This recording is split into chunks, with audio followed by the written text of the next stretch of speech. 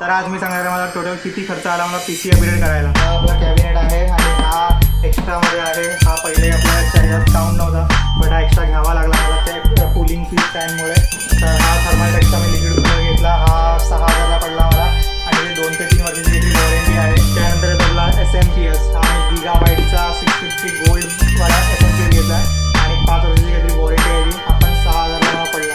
त्यानंतर आपला boss graphic card आपलं 9060 16GB ग्राफिक कार्ड घेतलेला आहे 2 गीगाबाईटचा आणि हा मला 42,000ला पडला। हा मला अजून कमी पडला असता बट इकडे अवेलेबिलिटी नव्हती, तिकडे प्राईस कमी होती बट अवेलेबिलिटी नव्हती। तर मला हा तिकडून घ्यायला लागा ऑर्डर करून, तो जास्त पडला प्राईस त्याचा। तर टोटल मी बघायला 58,000पर्यंत आपला खर्च केला। मी आधी कॅल्क्युलेट केला, आधी माझ्या टाकलेलं मी ते 7 ते 9,000 रुपये जास्त गेले माझे, एक्स्ट्रा गेले त्याच्या सगळ्यामध्ये। तरीसुद्धा अजून आपला वेबकॅम माईक आणि कॅप्चर कार्ड अजून आलेला नाही।